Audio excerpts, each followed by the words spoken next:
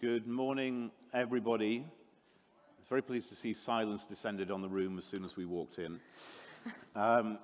This is among the most important discussions we're going to have throughout this conference. I'm sure people will be coming in since it's a Saturday morning, and I think a few people went out and had a look at Riga last night, which is a beautiful city. I'd like to introduce, first of all, the panel. You have most of their names in front of you. But Ambassador Anatoly Kutsevol, the Ukrainian ambassador to Latvia, gallantly joined at the last minute. Welcome, Ambassador. Dr. Hanna Shelest is Director of the Security Programs at the Foreign Policy Council Ukrainian Prism, sitting next to the Ambassador. Another ambassador from my home country, Ambassador Martin Harris, who tells me he's only been 6 weeks in the job in Kiev, the UK ambassador to Ukraine, but is a seasoned expert in Ukraine and that region. And an old friend, Maria Mezentseva, sitting right next to me, who's head of the permanent delegation of the Verkhovna Rada to the Parliamentary Assembly of the Council of Europe. The topic of discussion is a comprehensive strategy for a secure Ukraine. And to frame the discussion, I just wanted to relate to you some text messaging I had a little earlier this week. I'm based in Washington, D.C., and I was writing with a former U.S. Assistant Secretary of State for Europe. It was a private conversation, so I won't mention the person's name, but I think it's quite a nice little insight into what the United States senior officials are thinking. So this is what I said to him, and I'll tell you his response, which was very short. Regarding my trip to Riga this weekend, and bouncing off your above thoughts too, I think the Ukrainians are deeply concerned that the lack of a decisive breakthrough on the battlefield, combined with the crisis in the Mideast, combined with the onset of winter, combined with January elections in Taiwan, combined with forthcoming US primary season, could lead to allied calls, privately at first, for a ceasefire, leading to a frozen conflict without a just peace agreement. Ambassador, we talked about this a little bit earlier. We talked about it, Maria, with you and with others on the panel. Maria, you've just come from Ukraine, I think. I wonder how you respond to that version of what you think in Ukraine about the state of the world and the potential for fragmentation of support given the wider context. Thank you for the provocation from the very start. We hope to be your morning coffee, dear friends, for those who haven't had the chance to have one. My name is Maria Mezentseva. I'm a member of parliament from Kharkiv, which is the second largest city in Ukraine. Before full scale, it used to be 2 million people, sort of like Vienna in comparison. We have had difficulties during the first half a year of the full scale because 1/3 of our region was under occupation. And according to many institutes of war and peace across the globe, it was named one of the most successful military operations in contemporary history in Kharkiv region, the liberation. So currently, the difficulties and challenges haven't changed, but we know them better than we knew them before. And that means that we are better prepared for protecting our critical infrastructure. We are better prepared to understand which particular items of weapons our allies have. We have been discussing yesterday the allocation of 2% of GDP of every NATO member as a target, as a very ambitious target. I can tell you a figure, and it's almost 26% of the national GDP in Ukraine we're allocating next year for security and defense, which is way more than 2%.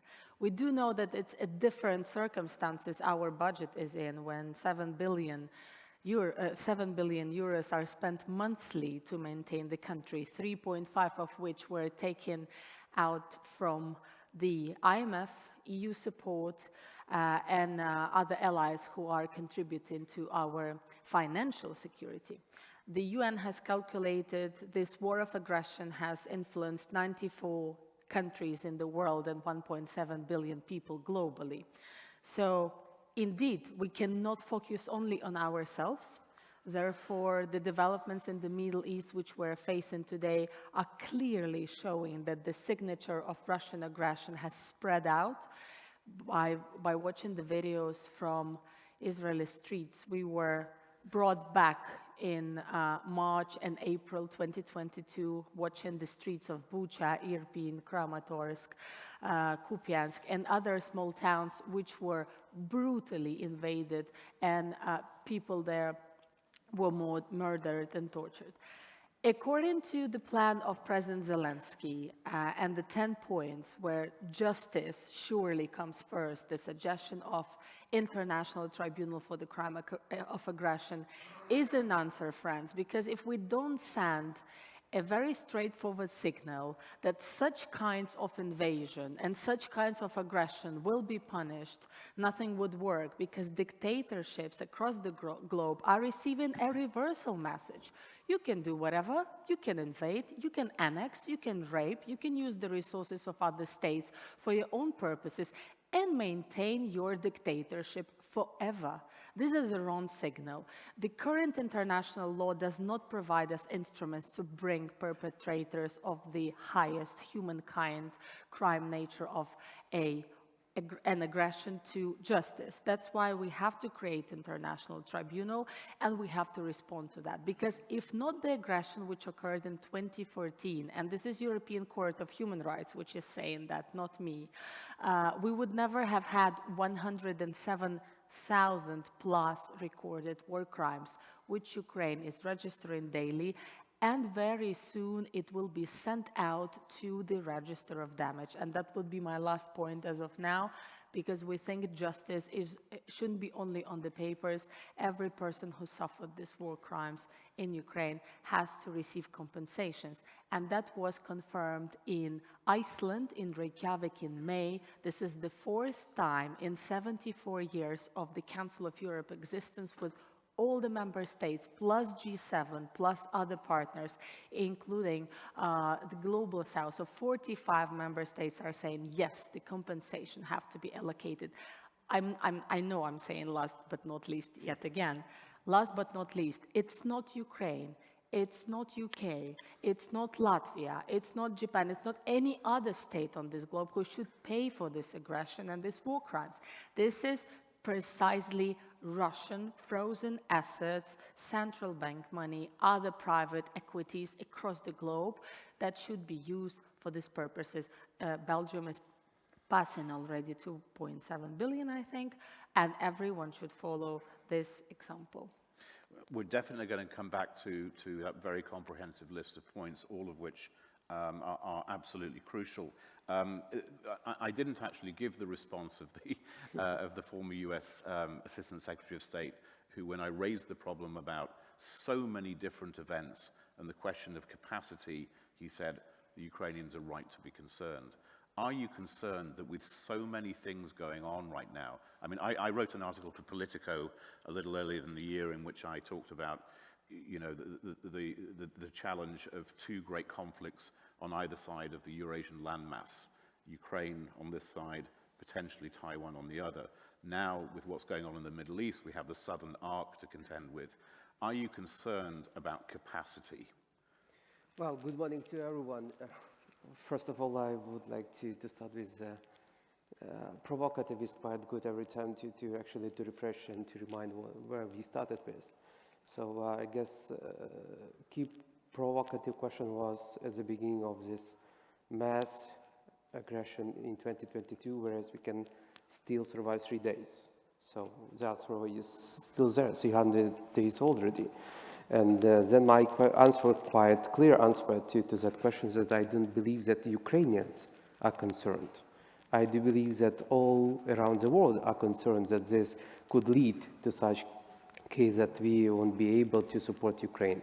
And then it's actually the provocative question to all partners, whereas we are ready to move forward with decisions we should be taken. And I would like to totally support Maria with a quite open question which is on the table since 2022.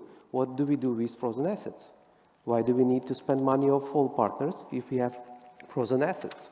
So that's actually the situation which we have to discuss, is whereas this kind of situation leads us to be creative and innovative in decisions, in instruments, then it means that totally all these events could lead us globally as a community to take this decision. And then it will be a new practice for international law, generally for other nations, and it will be quite good message worldwide to other countries who might start any kind of aggression in future. That's what we have to think about. And I would quote my president that we are not fighting only for us. We are fighting for the future of this world, and we are talking about the ideas what should be implemented to make this world be peaceful in future. If we do not do anything with that, then this figure of 2028 might come up once again on the agenda. Then what? Who is next? Well, but this is the point. I mean, I doubt there's anybody in the panel that would disagree with that, and yet there is always a question of capacity. And at the end of the day, it's very easy to miss the wood for the trees. This is a war. And so what happens on the battlefield is going to determine outcomes, is going to determine what allies think. And there is a lot of conversation out there. I'll tell you, in Washington, D.C., you're hearing all the time now about West Germany and South Korea. West Germany joined NATO in 1955. 35 years before the unification of Germany, there was a kind of settlement. Korea is still ongoing, but there's a kind of settlement there. Are you concerned that with so many other things going on in the world, in the absence of a decisive breakthrough on the battlefield, given that this is a war, that there's going to start to be pressure, as I say, privately at first, to freeze the conflict and do the best you can under very difficult circumstances? Well, I would give just one short remark on that. If you compare just weapons, as in you have to think about February 23, 2022, when everybody just compared weapons. But when you start to compare people and possibilities of these people, it's unknown every time. And once again, 3 days and 600 days. So we have to take into account that one. What is the motivation of these people and what are they fighting for? Ambassador Harris is a representative of one of Ukraine's strongest allies. Are you feeling the pressure do you feel the pressure, and do you hear that from allies, that if there isn't a decisive breakthrough, winter's coming on, so many other things happening, that we're going to have to, quote, face reality here and freeze this conflict? Well, Robin, I think, first of all, you asked what Ukrainians think.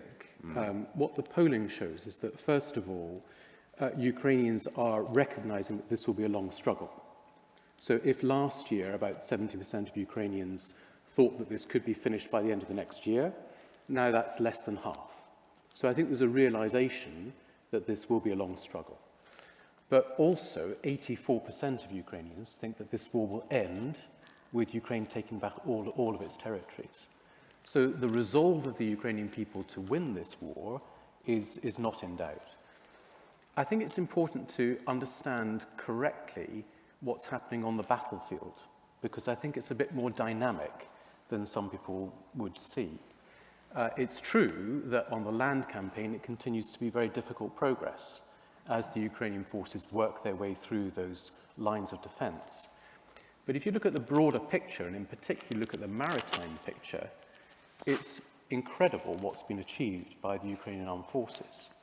So first of all, by taking Snake Island, by taking those gas platforms in the Western Black Sea, and then by the strikes in Crimea last month, the result of that is that the Black Sea fleet has been pushed back 335 kilometers from Sevastopol to Novorossiysk.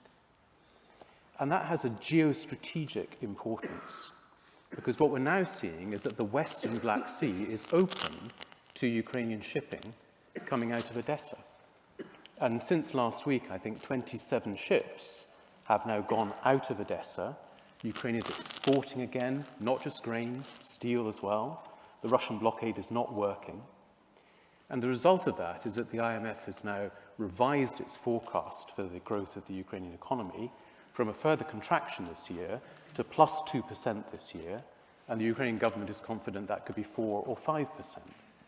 So we're seeing the Ukrainian economy grow. We're seeing the armed forces of Ukraine pushing back the Russians.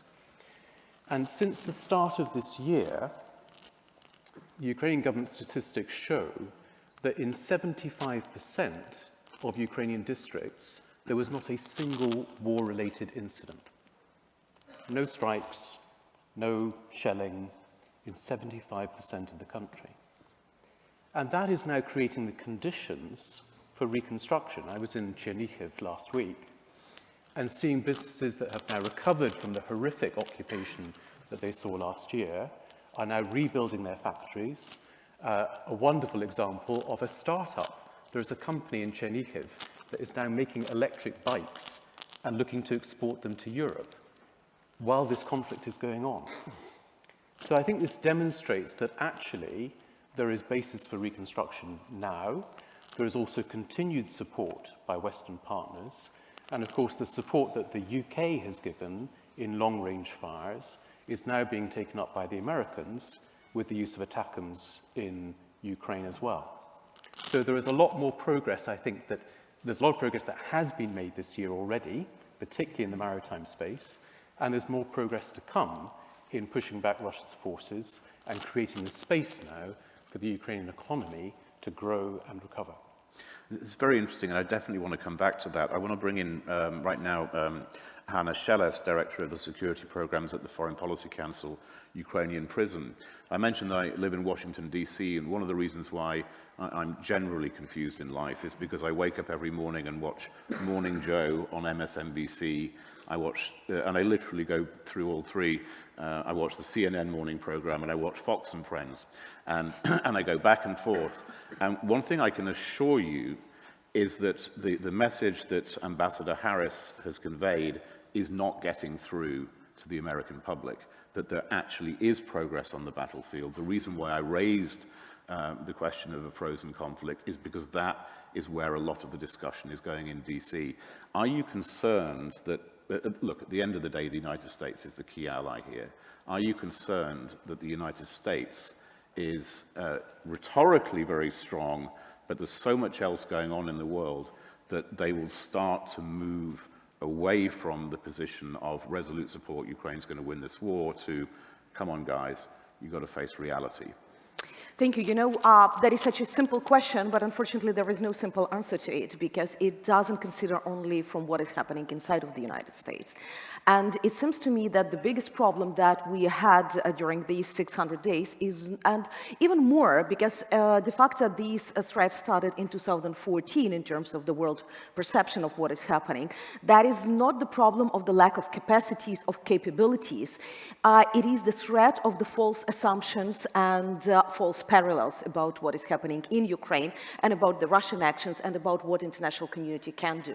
Ukraine is not Germany, because we are not the defeated power. We will not be divided between the four powers and somebody doing something. Yep. So if we are speaking about occupied territories and Ukraine, we are not speaking about the division because of the certain peace settlement.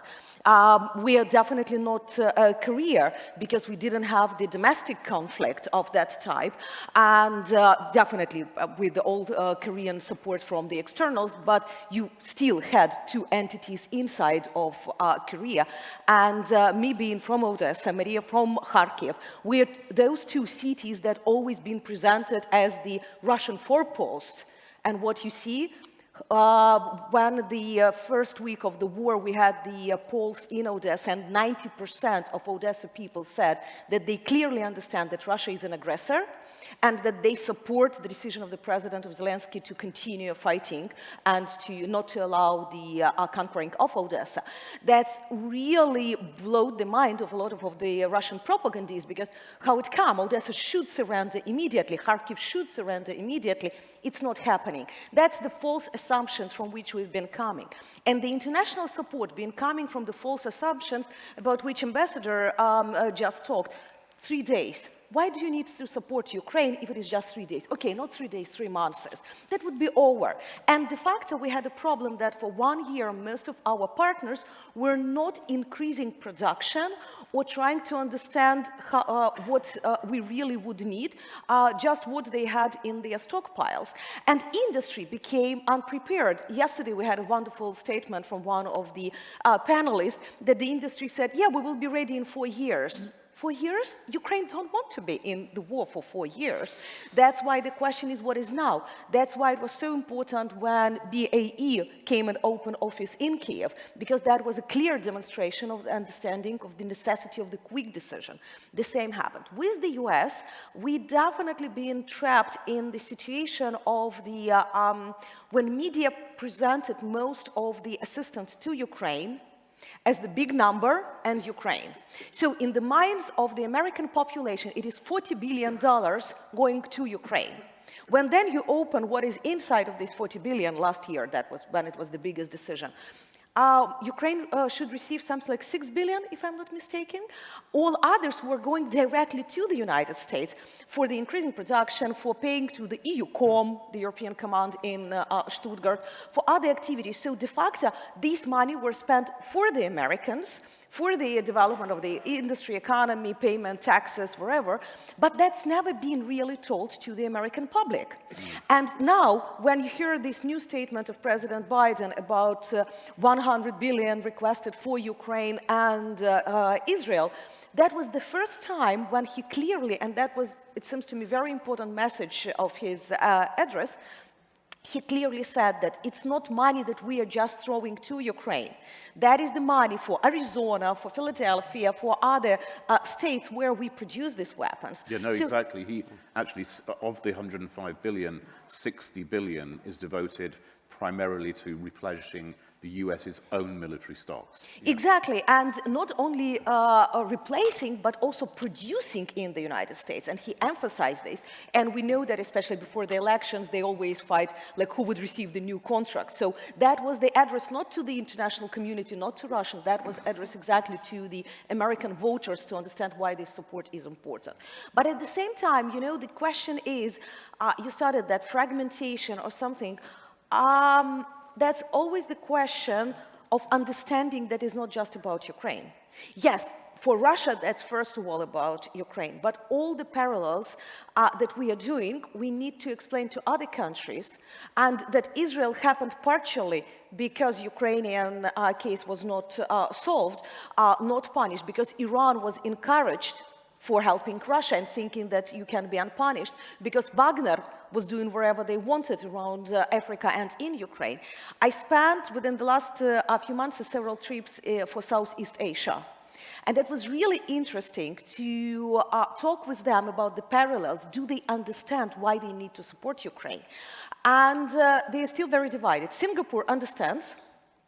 And they said maritime issues, exactly how easily you can be blocked. They speak about disinformation, about cyber, about asymmetric warfare. Philippines are really confronting China and saying, like, we know that you are following Russian steps and what Russian methods are using, that you can do it against us. But then you are coming to some other countries like Thailand, and they think that they can be absolutely exempted from this. They don't feel this urgency and burden. Then you come to Africa, and you hear absolutely different statements like, oh, you cannot be colonial war or anti-colonial war, you're white. This response really shocked me, like, you cannot fight anti-colonial war because you're white. So do you understand that that's also racism? But now just opposite way. And we can argue why it's happened, because Ukraine didn't have diplomatic representation over there, or because Russian propaganda been working since the Soviet Union, very successful. But in those countries, you just feel it more crystallized, but absolutely the same rhetoric we can see in many Western partners. And if you ask me what I'm afraid now, I'm not afraid of the exhausted stockpiles. I'm afraid of the déjà vu that I have now talking with some of the British, American, and German colleagues. I felt as being back to March when they tried to persuade us to surrender, but presenting it as we are your biggest friends. But hold on a second. What do you mean they tried to persuade you to surrender?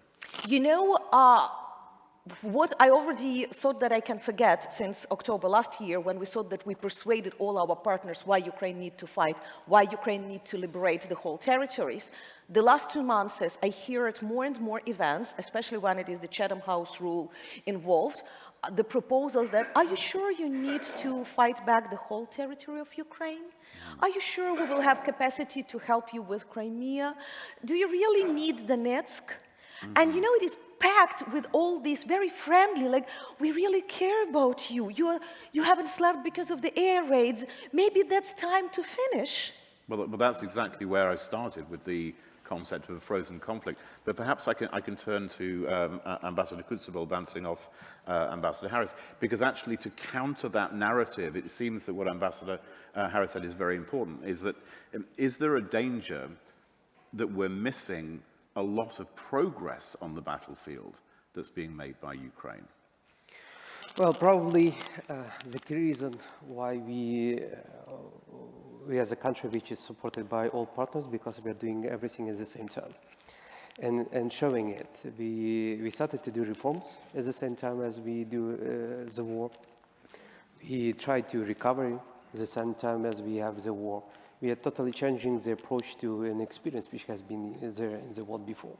So that might be the reason why we have this discussions and then also tensions on do we have concerns or not. I would recall that plenty of questions on Slido, on which I would also like to react, but I would come back to the experience of the beginning of the 2022. So first impressions in first 2 weeks of the war from partners were, are you able to work? Are you just working on this matter? So that was actually the question.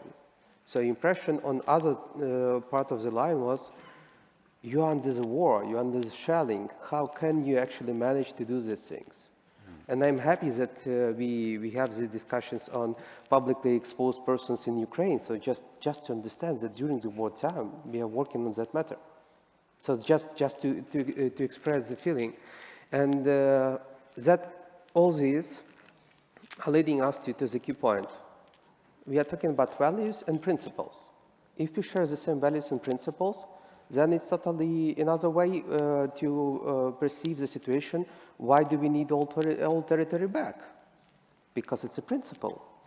A country which has the margins of 1991 should get all these territories back.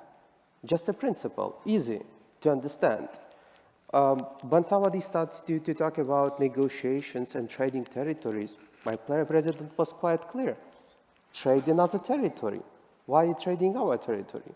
But you see, the point I made a few moments ago, and again, this is a discussion which, I mean, it's endlessly repeated, the West Germany, South Korea example now. It started out earlier in the year as occasional, and now it's just never stopped, is that at certain points one has to recognize that geopolitical realities are as they are. You will get your territory back in the end, but there might have to be an interim solution before you get there.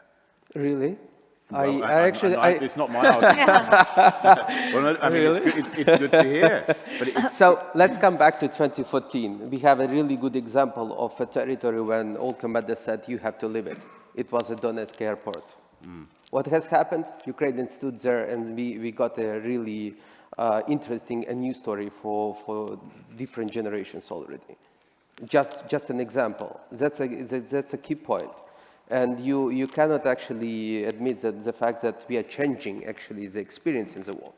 I cannot rely on previous experience which was in the world. That's what I'm trying to think out of the box. And that is why Ukraine is not compared from the point of view of weapons to other countries, and that actually is a successful story, to think out of the box. If you have like one weapon against you, you have 40 weapons, you have to think how to use this weapon appropriately. That's the point. Maria, you're very rarely anything other than extremely resolute. I don't doubt how resolute you are, but back in Ukraine, you're also part of the Verkhovna Rada, your constituents. What are Ukrainians feeling about this? Is there war weariness? Regardless of the fact that we are approaching our daily life as carpe diem, we just have this day. I might not know if I'm gonna be awake tomorrow because it's 45 seconds for S-300 Soviet rocket type to arrive to my home place, which was shelled 17 times while me being there. It all doesn't matter. We have 24 hours per day as any other person on this planet. But indeed, I agree with Ambassador, we're multifunctioning at most. And if we are using this approach, it looks like Ukraine is on the menu. And we are trying to raise up the appetite of Russia, which has imperialistic nostalgia of the former states of the USSR. And it's not about Russia versus Ukraine. I think, friends, historically, we have underexplained ourselves that this war, existential war, because they're trying to wipe us off from the planet Earth. They're using genocidal acts like deportations of children, like mass murders and the forcible disappearances of people. We may not even know how many thousands of them disappeared. One of my family members has disappeared in February. We're still searching for him. And these cases have to be addressed. And this existential war is beyond Ukrainian territory, 1991 borders. The project of EU, which was created for peace, started with the coal and steel agreement, all that, was not expecting that in 74 years it will be challenged by a massive, brutal, war in different areas. Are we sending a good signal to a possible conflict around Taiwan? We're not. Are we sending the right signal to the Middle East? I don't think we are. The terrorist organization recognized by many member states, and Ukraine will do it very soon, Hamas, would never be able to conduct such paragliding mainland and sea-wide operation next to the borders of Israel. They could never do that without Iran and Russia. We are just refocusing right now, which is also wrong. So if you would ask me what Ukraine still needs,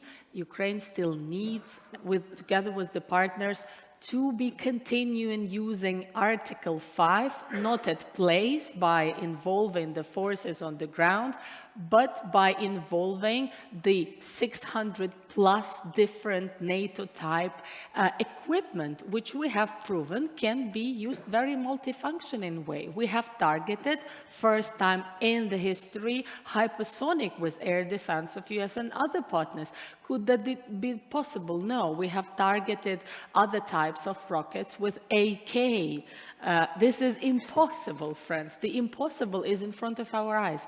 Yesterday, I was taking a seat in the very last row of these panels, trying still to multifunction and simultaneously sending over the night vision drones to Bakhmut and Kupiansk and Avdiivka, one of the three main hotspots of this current brutal war. But boys and 45,000 ladies who are serving in our forces, they are doing impossible. And this impossible should overlap. The stories should be rolling. We can't just be begging for something, like weapons, for instance. We should be delivering the stories. First time we have a case of MIGA, the agency of the World Bank, together with UK partners and others, securing businesses, giving them guarantees that if the rocket would shell your spot of production, you will be granted compensations back. It gives a feeling of stability. It gives a possibility to talk about the development of the economy. We are definitely lacking people because we're having still around 6 million outside of the country, 5 million migrating through the country, and around, I don't know, Ambassador, would that be 7 or 8 at the temporary occupied territories? So, where we are being challenged, what's next? The next is what we had yesterday, is weapons which are equal to humanitarian aid and stability, a possible stability of our economy. That is not a issue of Ukraine. This is not a conflict in Ukraine. This is a global aggression which is spreading with a speed which we could never faced before. And friends, I understand that it's not felt probably in many capitals globally. That's why we continue inviting you on the spot. Believe me, this feeling which we're taking back home does bring a difference. It gives your partners a different view on the things, and it brings results. This is existential. I might not know if there will be another Riga conference for me. That's why I have to tell all that now.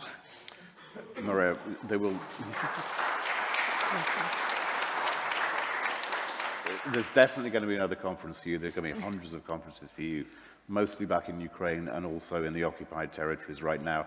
I'm going to bring in the audience in just a couple of minutes. There's a gentleman here. Could people with microphones be prepared to bring... There's a gentleman here, but first of all, I'm going to bring in Ambassador Harris again, and then Hannah. Ambassador. Yeah, I think in terms of how we look at this going forward, I mean, first of all, it's really clear for anybody who's seen the parts of Ukraine that have suffered occupation that to leave parts of Ukraine under occupation is not morally acceptable. And I think that's the first feeling that you feel in Ukraine, that the liberation of the occupied territories is a moral responsibility of the Ukrainian people, and we support that as Ukraine's partners. Also, it's very clear that a frozen conflict is not a sustainable peace. And as the ambassador said, we have unfortunately a painful experience of that already in Ukraine. But I think as Ukraine's partners, we're now looking to also have the longer term view on this. What is required for Ukraine's forces to prevail? But then given that after this conflict the threat won't go away, what is required to then defend Ukraine and to deter future Russian aggression? And so there I think it's really important that we increasingly incorporate Ukraine's military-industrial complex in the military-industrial complex of the West as a whole. That we have a future force for Ukraine that can be easily integrated with other NATO forces, and that we have a military-industrial complex that can support that. And so I'm really pleased that BAE Systems is now open for business in Kiev. And it's absolutely true that this is to the benefit of our own countries. I was delighted to find the other day that 100 jobs are being created in West Wales to produce drones to support the Ukrainian armed forces. Because this is a collective endeavour. This is not just about the defence of Ukraine, it's about the defence of European security in the future, in which Ukraine will be a major partner.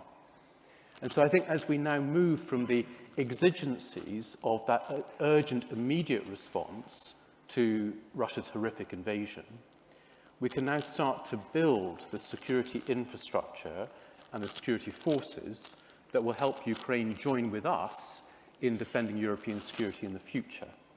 And that's why it's so important that we get the military-industrial complex working together, also that we get Ukraine's economy working, and that we start investing in the reconstruction of the country. Hannah, briefly, and then for the microphones, the gentleman here was the first. Oh, he's got it. Very good.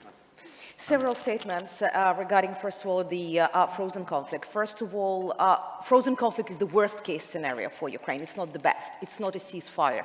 Ask our Georgian and Moldovan colleagues how many years they are living with the so-called frozen conflict. Ask Nagorno-Karabakh about the frozen conflict, and you would understand that that is definitely not a solution. It's just reproduction of the problems on the ground. Korea, 70 years? The issue is not solved and without any perspective. Do you really would like the second North Korea just in the middle of Europe? That probably should be the best answer for the Korean scenario for us. And then ask people at the temporarily occupied territories. Look what Russians are doing at the temporarily occupied territories. That is one of the main messages that we are trying to send now to our colleagues in many countries around the world. We are not fighting for the territories. It's not for the additional square kilometers, it is for those peoples at the occupied territories. Because it is not the situation of the Eastern Berlin, where you still could speak German language, go to the German schools. What Russians doing for the first, when they are coming to the village, they are burning Ukrainian books, bringing Russian teachers, and trying to re-educate Ukrainian kids. We are not speaking about the ephemerical occupation as the legal term. We are speaking about the very concrete actions of the Russian people and Russian forces at the occupied territories. So that's why those people don't want to wait 70 years for just stop being Ukrainian, and here I'm speaking Ukrainian as a political nation, because it's happening to all ethnic groups at these territories, and we know it especially for Kherson region, what is happening there. That's why, honestly, I was extremely badly surprised with yesterday's statements of our Russian speaker, when he said it's just 8–10% of the Russian population who supports war. The problem is that Russian population in Russia usually think that there is no war. So it is how you frame the question. If you ask, do you support war? They're thinking about something future, that the war should be announced. But if you ask them about single people of Ukrainian Russians, or about what they are doing in Ukraine, they are liberating Ukrainians from some kind of the Nazi regime in Kiev. Yeah, you have the representative of the Nazi regime here, yep. You imagine from what we are liberated. You would have absolutely different numbers, because we are monitoring and observing. I would really call him to read social networks of Russians, how many mothers, women, and families are supporting the war in Ukraine, how they are saying why you don't use more weapons against downtown Odessa, why you finally would not use nuclear weapons. And it is in mass, because the perception is absolutely different. So frozening the conflict, it's not just stopping shelling S-300 against Kharkiv. It is also frozening that propaganda inside of Russia and the developing of these genocidal intention of the Russian people against Ukraine. It's a very interesting point you raised that's often missed, because I think that perhaps it's post-imperial guilt, perhaps it's all sorts of reasons that, and Maria, you've been very strong on this in many occasions when I've been with you, is that there is this sort of perception that there's this tiny little dictatorship at the top of Russia, and the rest of the Russian population is completely innocent and, you know, largely just listening to propaganda. There's a lot more support, a lot more aggression within Russian political culture than people want to admit. Sorry, I took off my moderator's hat and put on a participant hat there. But I'm going to bring in the gentleman here first. I would just say to everybody, please, you're absolutely free to make a comment rather than a question, but it can't be longer than 30 seconds. Yeah. I am Klaus Wittmann, former Bundeswehr general, and I teach I teach contemporary history at Potsdam University. And when we come to Ukraine, I like to quote to my students what the most eminent East European historian Karl Schlögl once wrote. We all must go back to school because we all have taken the habit to look at Ukraine only through Russian eyes. And I have not a question but two remarks very quickly. First, the criticism of the slowness of the Ukrainian offensive is deeply unfair, because it was the slowness and limited number in which, for instance, combat vehicles were given to Ukraine that allowed the Russians half a year to establish a 3-layer fortified defense, mind you, defense of the robbed territory, with an extent of mining never seen. And on the media front in Germany, I am fighting that we make up for what we failed.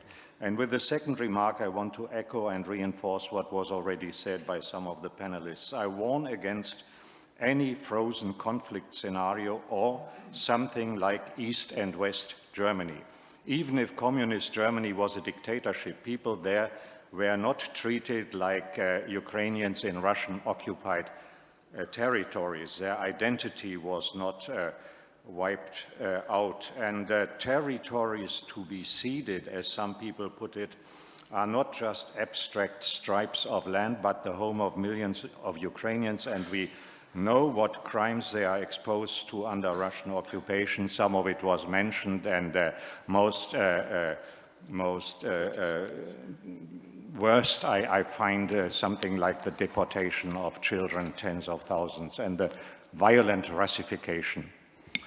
Thank you. And actually, I'd like to pick up on the first part of that question, because I think this speaks to, I think everybody now is kind of agreed that the last thing we want is a frozen conflict.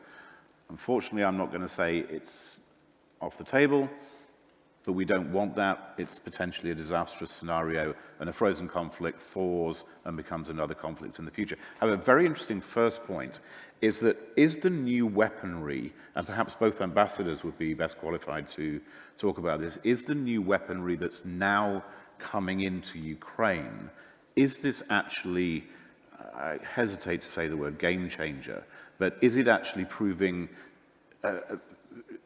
is it making a very significant difference? Well, first of all, by trying to answer that question, I would say that we need to look into history, and I'm admiring the experience of Great Britain in entering the Second World War, and what Prime Minister Churchill did and how he struggled to get US on board. So there were years to do that, and also US went through the system of elections, political debates, and first ever decision on Lend-Lease. So that was actually the history. We already went through it, so that was the point. But the most interesting was that why did UK stood for all time, being actually compared to Germany less capable to fight back, because they started to produce weapons on their territory. And their Minister of Aviation produced plenty of air jets who fought actually on both territories, in UK and in Germany. So at the same time, and my clear answer here is that it's actually combined to the question with the role of private sector, and also underlining the words of Ambassador, that the key role here is the private sector to recover the country, and also private sector to work on producing weapons.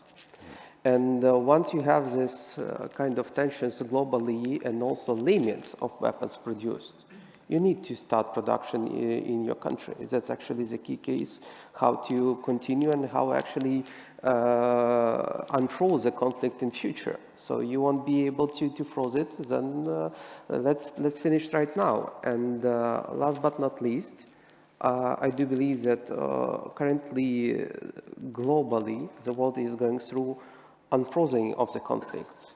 And that's what actually leads us to another type of reality. We are, all of us, globally, we are in marathon already. We got used to run marathons, and we know what does it mean fatigue during the marathon. So let's assume that it's a war fatigue as well, and we are in marathon. So Ukrainians are already there, allies are already there, other countries already will be there. You need to run. If you want to leave, you need to run. Ambassador, since you started this one off, and I think it was a very important contribution, is the new weaponry that's coming in from the UK, from the United States, from other countries, is this actually qualitatively different in the sense that it can really give greater reach and potentially have a greater impact for the Ukrainian forces? Yeah, I think it is. I mean, I think the Ukrainian forces have demonstrated how effectively they can use the weapons that we're providing. I think the long-range fires that we provided from the UK and others as well, I think they've been put to enormous effect. And as I said at the beginning, it's changing the geostrategic situation in the Western Black Sea. That is fundamentally important for Ukraine's economy. But it's in combination with other capabilities that Ukraine has itself, the Neptune missile, and also the drone technology, which is astonishing. I was talking to a drone manufacturer. He was just saying the thing is that once you've got your prototype, you can't simply put it into production, because if you're not continuing to innovate on the production line, you're not keeping up with what's going on in the battlefield. So the way in which Ukraine is currently developing UAVs and drone technology is phenomenal. And that is, of course, a capability that we as NATO countries need to be investing in the future as well. So drones, long-range fires, air defense is very important as we enter the winter. So it's really important that Ukraine can increase its air defense capabilities and increase air defense around the major cities. Kiev is relatively well protected now, but you need that for Kharkiv, you need it for Dnipro, you need it also to continue to provide that security to the Black Sea corridor. And fundamentally, again, moving into the medium term, we have to show Putin that our military-industrial production will not only keep pace, but will outpace what Russia can do. Thank you. The light's shining in my face. I think I can see who it is, but please ask a question from it. Yeah, thank you very much indeed. Roderich Kiesewetter from German Parliament. I would like to applaud to this excellent panel and also applaud to the United Kingdom that you are providing Ukraine with long-ranging fire, and we have also a French colleague here, so I would like to applaud as a German to France and UK that you are already doing that, what we are waiting for in Germany from our government. But two brief questions to you, Mr. Ambassador. Did I get you correctly that you said Ukraine as a partner of NATO, or is United Kingdom supporting a full-fledged NATO membership of Ukraine? Hope so. And to you, Hannah and Maria, in the next week, 2 weeks' time, the RADA, the Committee of Foreign Affairs, will visit our Committee of Foreign Affairs. I believe that we need a more proactive public diplomacy. Where could we mutually prepare, for example, this visit for public diplomacy? And we need to tell stories like a marathon run. So we need to convince our people who are in a war of attrition and feel fatigued without being part of this war, just by being observers. We need to convince them with storytelling. So do you have some ideas how we could improve public diplomacy from both sides? Thank you. I presume when you said ambassador, you meant Ambassador Harris. You're back on the spotlight. So our position, as our Prime Minister said at Vilnius, is not only do we think that Ukraine belongs in NATO, but we also think that NATO is stronger with Ukraine. And I think it's really important that we begin to understand that conception. Our American colleagues quite rightly talk about the need for burden sharing. We've already heard how much Ukraine is spending on defense. But if we look at this into the future, I'm convinced that Ukraine will be one of the major European partners in contributing to European and Euro-Atlantic security. And the truth is that through the horrific 600 days of this war, we have practically been working incredibly closely together. And Ukraine has already made the journey from 120 to 155 ammunition, is already demonstrating that it can work with all kinds of NATO equipment. And so that is making Ukraine very effective and powerful as a future ally. And so that's why I think that we need to orient this process now, particularly as we sort of develop a concept of the future force for Ukraine, of how that is going to contribute to NATO security and not just Ukraine's security. Hannah and then Maria, please. For public diplomacy, Ukraine is trying to do as much as possible, and here we need to divide it probably into the several groups. We have the very active parliamentary diplomacy, about which Maria will be able to speak. Unfortunately, with certain limitations, we definitely need more, but for this you need more money and a little bit less restrictions of the bureaucratic system that we are now experiencing for the members of parliament. But we see the results. We see when it is the in many countries dialogue between the members of parliament. We see the results when members of parliament are coming to the biggest forums around the globe, not only in Europe. But at the same time, you see the increased capacities and activities of the civil society and of the NGOs, of the think tanks. We are trying to do as much as possible, covering originally Europe, definitely, and NATO countries, let's say, because we needed their support as much as possible. Now we are trying to go to the so-called global south. We are planning the trips from India, Qatar, Singapore, Brazil, not because we want holidays there. It's extremely exhausting trips when you need to do it with the meeting after meeting after meeting. You usually don't see anything except of the airport and the meetings where you are coming. But speaking with people directly, not through our partners, but trying to explain what we are. But honestly, we are in the capacity when first we wasted a lot of time. We didn't have a proper activities like these for the 30 years. We started doing it after 2014 when we realized that we are losing many regions. The second, it is always about money. Sorry, but again and again we are returning to the money issue, because each of these trips, if you really would like to make the exhibition in the parliament or somewhere, or the trip, it costs money that you need to take from somewhere. Luckily, we have support of some foundations, including German Adenauer and Ebert Foundation, who are supporting such activities. But the world is big, and your limits of the budget as well exist. exist. We understand it perfectly. That's why we're increasing online public diplomacy as much as possible. Here we know the very successful cases of MFA, the campaigns that they are doing, of MOD. The videos in Twitter became really viral around the globe. A lot of projects like Ukraine World or others, what they're doing. But when you have much bigger state propaganda of the Russian Federation, when you have plenty of proxies and institutions that are still working in many European countries with Russian houses, look what Russian Center is doing in Ankara. It's tremendous. And we can speak for hours about this. When you see how big is the world and what we need to concentrate and to choose, that's why usually we insist that it's not only us that need to come, but we need you to speak with your people, among your politicians when we have friends. And that's why it is so important when in Germany we had German media and our colleagues in DGAP, in some other institutions, who came to public and started speaking with them. It meant for us, but it also meant for the population when they're over speaking. Wonderful.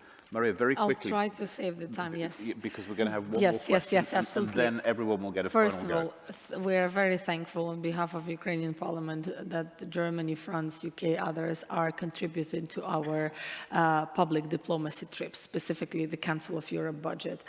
Secondly, I'm in the EU committee. I'm working on the EU progress. The colleagues which will be visiting you next week are visiting you right before the meeting which Annalena Baerbock will be chairing in Berlin on the 16th of November on the International Tribunal for the Crime of Aggression. I beg you, please vote for the resolution finally in the Bundestag, because it's been a year and a half we are working on that. I know that you have divisions, but the united file is there.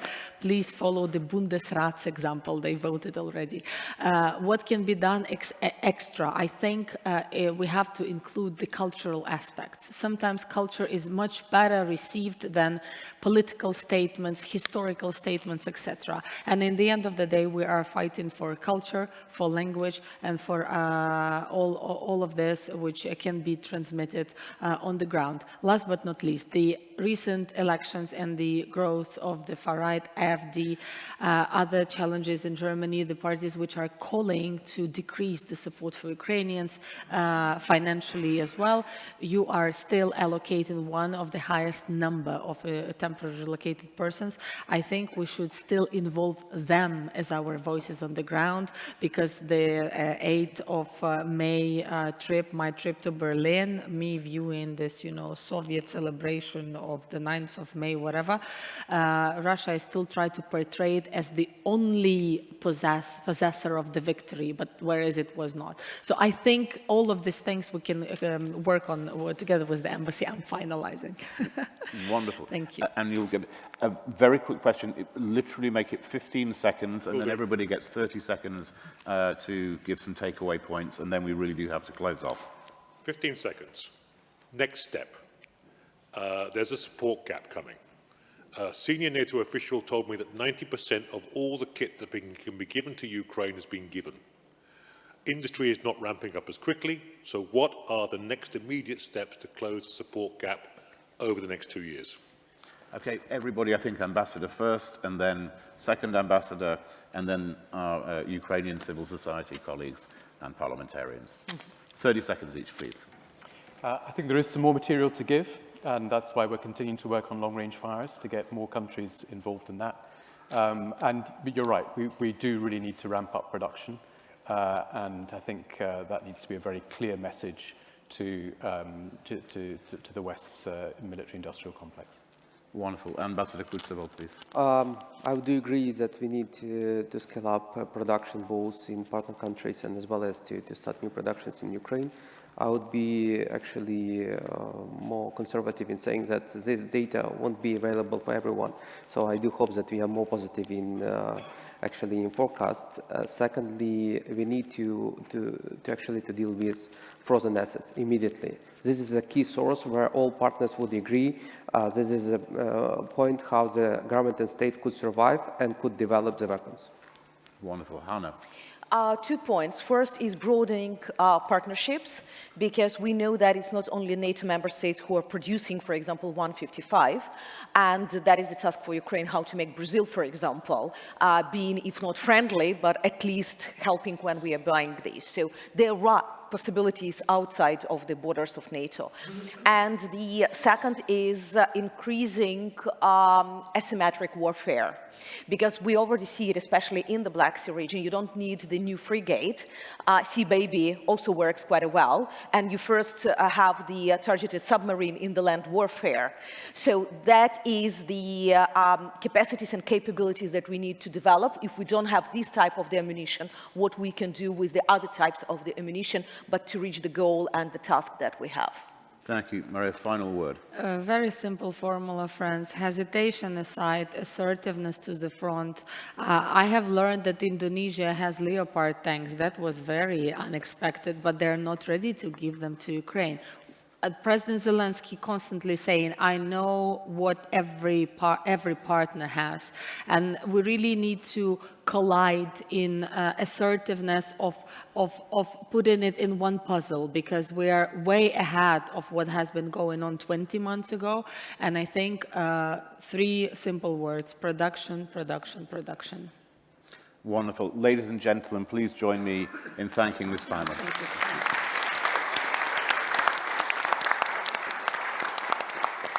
Thank you. Great job, as ever.